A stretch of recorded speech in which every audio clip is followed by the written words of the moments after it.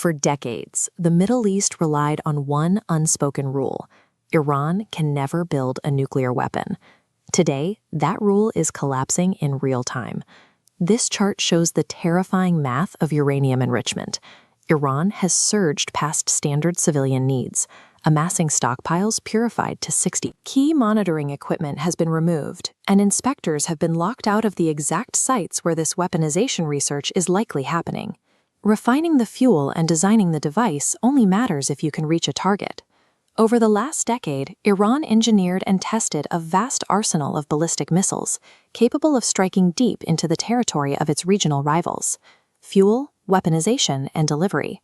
Because Iran is advancing all three capabilities simultaneously, the historical red lines drawn by the United States and Israel are rapidly blurring. The window for a clean diplomatic solution is closing, leaving the world to face three highly volatile futures. The first future is immediate and violent. Concluding that diplomacy has failed, the US and Israel enforce their red lines through a preemptive military strike. This high-altitude satellite image captures part of Iran's sprawling industrial nuclear complex. A tactical strike here requires exquisite intelligence and the deployment of massive, specialized bunker-busting munitions, because many of these facilities are buried deep beneath solid mountains. Any strike guarantees a ferocious response. Iran would immediately activate its extensive network of proxy militias, including Hezbollah in Lebanon, and unleash its own ballistic missile stockpiles directly against Israeli cities and American regional bases. A military strike is not a cure. It guarantees a devastating multi-front regional war. More importantly, it only sets the clock back. You can destroy a centrifuge and you can collapse a tunnel, but you cannot bomb scientific knowledge. The second future relies on ambiguity. It's called nuclear latency.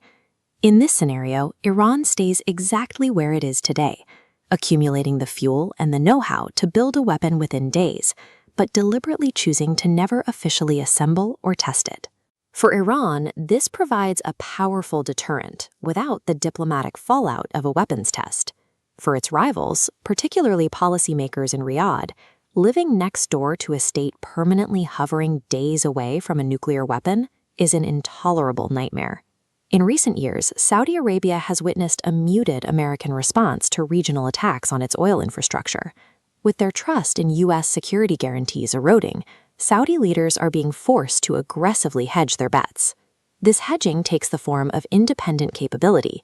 Saudi Arabia is actively pursuing its own domestic nuclear enrichment programs, utilizing strategic partnerships and technology transfers from nations like China to build a foundation that bypasses Western constraints.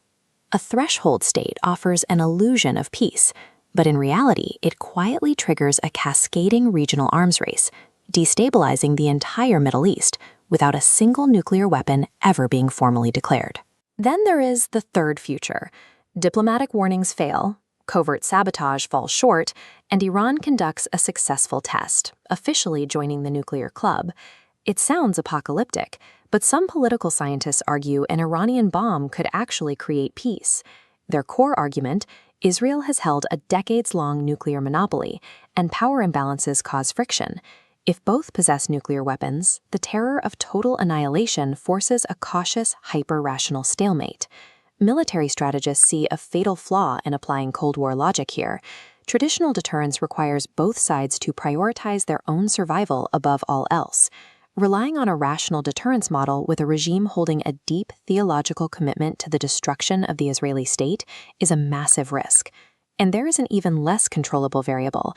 Iran operates a sprawling network of stateless proxy militias. If Iran builds a bomb, the risk of advanced nuclear technology or dirty bomb materials slipping into the hands of decentralized, heavily armed groups skyrockets. Betting on mutually assured destruction with an ideologically driven regime is a gamble with the highest possible stakes. If the theory fails, the result is an uncontrollable nuclear exchange. Which brings us back to the reality of the present day. The uncomfortable truth is that the window for a clean, risk-free diplomatic off-ramp has permanently closed. This chart shows the failure of Western strategy. Leaders relied on economic sanctions to force Iran to abandon its nuclear ambitions. But the red line charting 60% enriched uranium shows a steep, unbroken upward trajectory. Iran's scientific advancements have completely outpaced Western economic pressure. The Middle East is standing on the precipice of its most volatile power shift in modern history. The old playbook of warnings and sanctions has run its course. The ultimate question for global leaders is no longer how to perfectly solve the Iranian nuclear crisis. The question now is which catastrophic consequence the world is most prepared to endure.